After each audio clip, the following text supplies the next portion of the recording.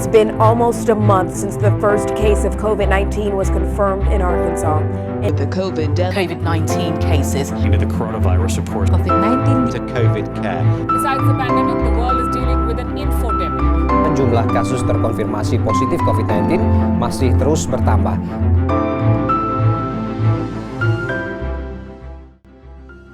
COVID-19 menjadi salah satu fenomena terbesar sepanjang tahun 2020. Bahkan mungkin dalam satu dekade terakhir.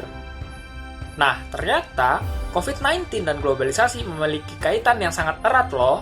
Hubungan antara COVID-19 dan globalisasi yang sangat menarik ini akan dibahas oleh kami, kelompok 6 dari kelas globalisasi B, dalam sajian video yang sangat menarik. Seperti apa pembahasannya? Yuk simak video berikut ini. Globalisasi adalah keterkaitan dan ketergantungan antar bangsa dan antar masyarakat di seluruh dunia melalui perdagangan, wisata, budaya, dan interaksi-interaksi lainnya yang dapat menyebabkan batas negara menjadi semakin sempit. Globalisasi berasal dari kata global yang artinya dunia. Globalisasi merupakan sebuah proses masuknya suatu negara atau masyarakat ke dalam dunia yang lebih luas secara cepat. Hal ini akan menyebabkan terjadinya interaksi antar masyarakat di seluruh dunia yang dapat mempengaruhi satu sama lainnya. Globalisasi bahkan dapat mempengaruhi kehidupan sehari-hari suatu masyarakat seperti cara berpakaian, cara berbahasa, dan lain sebagainya. Proses perkembangan globalisasi pada awalnya ditandai dengan adanya kemajuan di bidang teknologi informasi dan komunikasi. Bidang tersebut merupakan bidang penggerak dari globalisasi. Dari kemajuan bidang ini dapat mempengaruhi sektor-sektor lain dalam kehidupan seperti bidang politik, ekonomi, sosial, budaya, dan lain sebagainya. Dengan adanya teknologi, masyarakat di belahan bumi lain akan dapat dengan mudah mengakses berita dari belahan dunia lainnya secara mudah. Salah satu dampak dari adanya globalisasi yaitu adanya global disease yang diakibatkan oleh mudahnya seseorang dapat berpindah tempat dari satu tempat ke tempat lainnya, sehingga penyebarannya sangat cepat dan sangat luas. Globalisasi menyentuh seluruh aspek penting dalam kehidupan serta menciptakan berbagai tantangan dan permasalahan baru yang harus dapat diatasi dan dipecahkan dalam memanfaatkan globalisasi di kehidupan bermasyarakat. Setelah mendengarkan penjelasan tentang globalisasi, selanjutnya saya akan menjelaskan terkait pandemi COVID-19. Rentetan awal munculnya COVID-19 ini sudah tidak asing lagi di telinga masyarakat dunia. Cina merupakan negara yang pertama kali melaporkan adanya kasus COVID-19 di negaranya. Untuk pertama kalinya, Cina melaporkan adanya kasus COVID-19 ini pada tanggal 31 Desember tahun 2019. Pada penghujung tahun 2019 itu, Kantor Organisasi Kesehatan Dunia atau yang kita kenal dengan WHO di Cina mendapatkan pemberitahuan bahwa adanya suatu jenis pneumonia baru yang penyebabnya tidak diketahui. Infeksi pernapasan akut yang menyerang paru-paru ini terdeteksi di kota Wuhan, Provinsi Hubei di Cina. Dan menurut pihak yang berwenang, beberapa pasien yang pertama kali merasakan adanya gejala yang tidak enak dalam tubuhnya seperti demam, batuk, dan lain-lain ini, mereka adalah pedagang yang beroperasi di pasar ikan Huanan. Dan sejak 3 Januari, Cina telah secara teratur memberitahu WHO serta negara-negara di sekitarnya dan terdekat seperti Hong Kong, Taiwan, dan juga Macau tentang wabah yang sedang terjadi di negaranya. Perkembangan dan juga pelaporan secara teratur terkait perkembangan kasus atau kondisi COVID-19 di negara Cina juga sudah menjadi perhatian WHO. Pada akhirnya, Lembaga Kesehatan WHO ini Lembaga Kesehatan Dunia atau yang kita sebut dengan WHO mengumumkan darurat kesehatan masyarakat global pada tanggal 31 Januari tahun 2020. Dan beberapa waktu kemudian, tepatnya pada tanggal 11 Februari tahun 2020, WHO mengumumkan virus baru ini dengan sebutan COVID-19.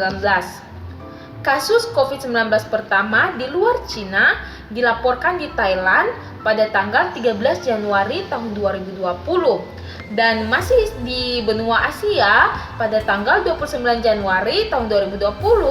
COVID-19 sudah mencapai negara-negara di Timur Tengah untuk pertama kalinya dan menyebar lebih banyak ke berbagai negara di kawasan Timur Tengah. Dan saat itu Uni Emirat Arab melaporkan adanya kasus COVID-19 yaitu kasus impor dari keluarga dengan jumlah 4 orang yang baru saja pulang dari luar negeri. 4 hari sebelum COVID-19 mencapai kawasan Timur Tengah, 2 benua sekaligus juga melaporkan masuknya virus yang sama di negara-negara mereka. Dan Prancislah yang menjadi negara pertama di benua Eropa yang mengkonfirmasi 3 kasus COVID-19 pada tanggal 25 Januari tahun 2020. Dan karena penyebaran COVID-19 yang semakin meluas, untuk pertama kalinya di Cina, mereka memberlakukan sistem lockdown atau karantina di kota Wuhan pada tanggal 23 Januari tahun 2020. Wilayah Provinsi Hubei di mana tempat pertama ditemukannya COVID-19 ini juga kemudian mengikuti dan mulai beradaptasi dengan sistem lockdown atau karantina yang diterapkan oleh pemerintah. Sejak adanya pemberlakuan karantina mandiri atau lockdown di kota Wuhan, istilah lockdown atau karantina mandiri ini semakin lama semakin dikenal luas di seluruh dunia. Dan hampir seluruh negara di dunia juga melakukan sistem lockdown atau karantina mandiri yang diterapkan oleh Cina ini.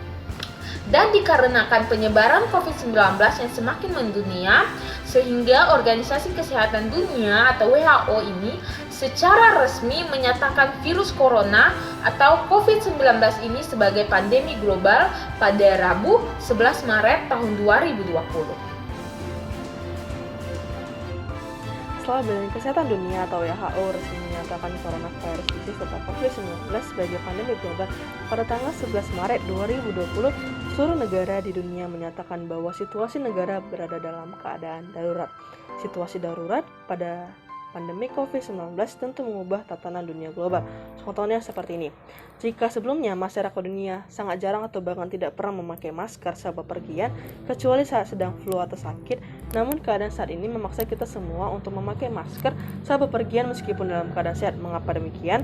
Tentu saja karena penyakit menular COVID-19 yang sedang terjadi di dunia saat ini. Sebelumnya, rekan saya Trifonan dan juga Fares telah menjelaskan apa itu coronavirus disease atau kita kenal dengan COVID-19 dan juga apa itu globalisasi.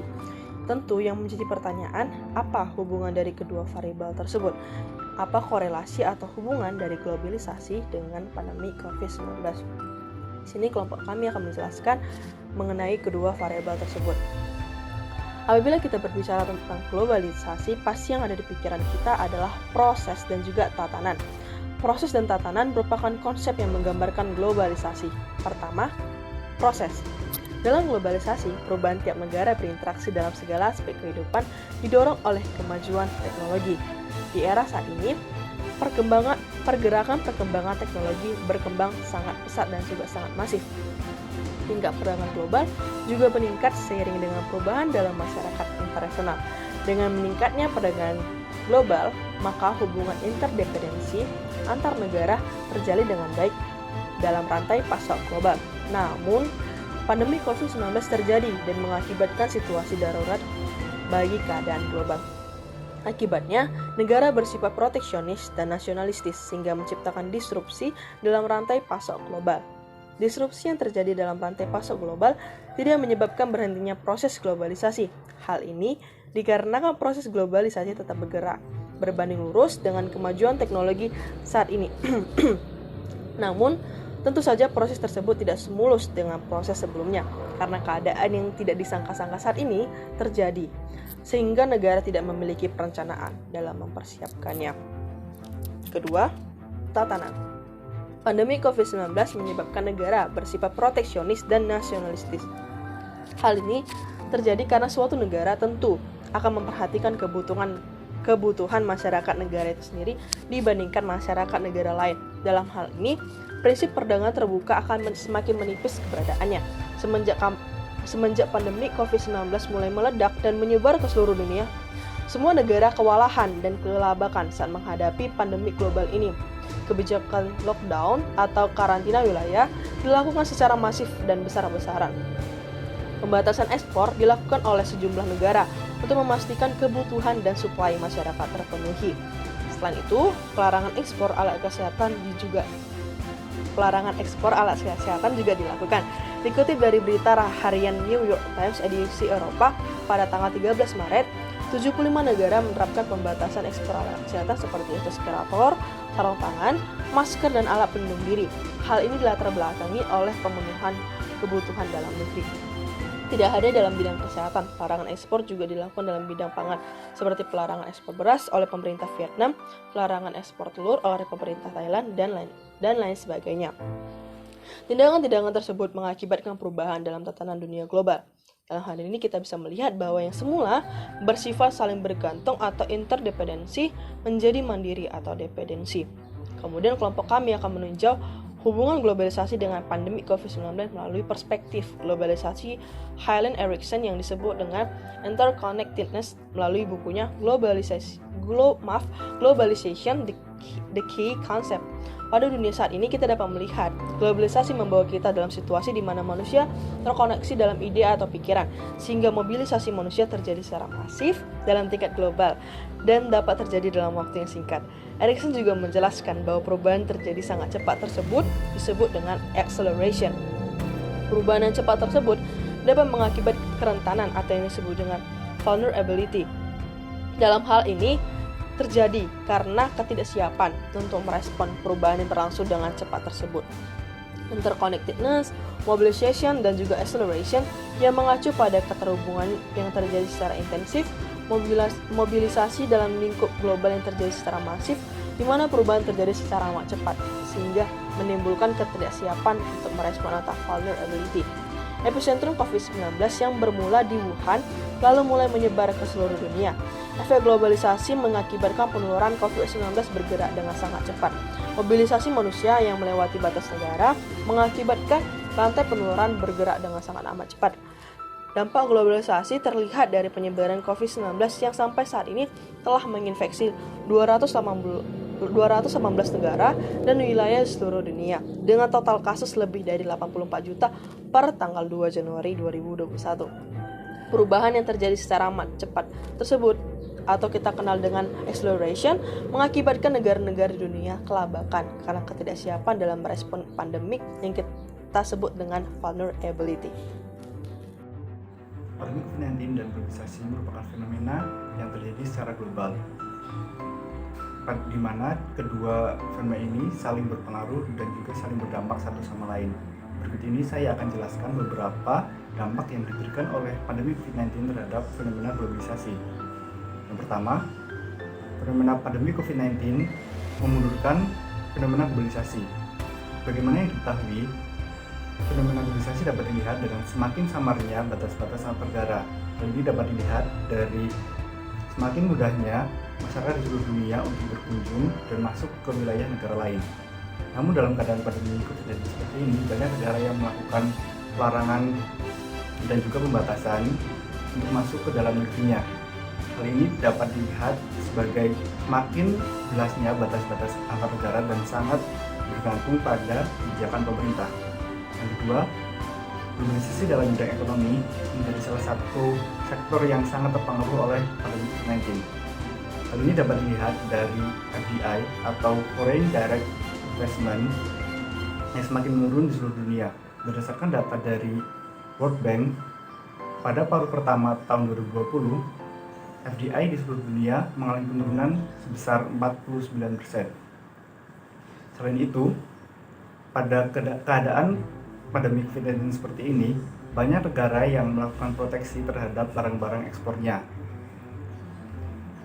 Sebagaimana yang dijelaskan oleh WTO, setidaknya sampai bulan Mei tahun 2020, terdapat 80 negara yang telah menyatakan akan melakukan pembatasan dan pelarangan terhadap barang-barang ekspornya, seperti Rusia dan Kazakhstan yang melarang ekspor gandum dan juga Vietnam yang membatasi ekspor beras.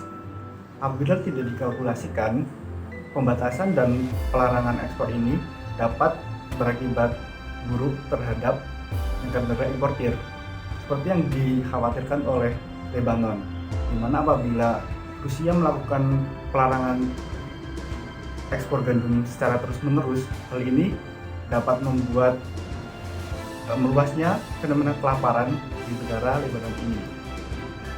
Lalu yang ketiga, selain dampak-dampak yang buruk yang telah saya sebutkan tadi, fenomena COVID-19 juga berdampak baik terhadap globalisasi, khususnya pada globalisasi di bidang digital dan komunikasi, di mana pada keadaan COVID-19 seperti ini, banyak mahasiswa dan juga dosen dan lain sebagainya berpindah kepada video conference, di mana video conference ini hingga saat ini